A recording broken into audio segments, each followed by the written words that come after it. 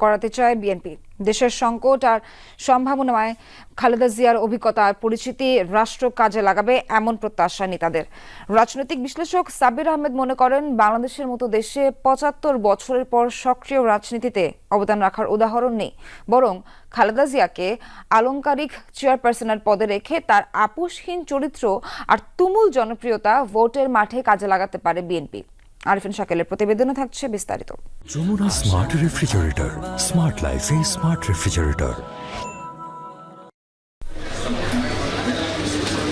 ৪ মাস পর দেশের মাটিতে রাজস্বিক প্রত্যাবর্তন হয় সাবেক প্রধানমন্ত্রী খালেদা জিয়ার। ফুল বৃষ্টি আর স্লোগানে নেতাকর্মীদের উষ্ণ ভালোবাসায় সিক্ত হন বিএনপি চেয়ারপারসন। মাইনাসের সব শঙ্কা উড়িয়ে দিয়ে আশা সঞ্চার করেছে খালেদা জিয়ার হেঁটে চলার এই চিত্র। শারীরিক অবস্থার উন্নতি হওয়ায় গুঞ্জন উঠেছে, তবে কি আবারও রাজনীতিতে সক্রিয় হচ্ছে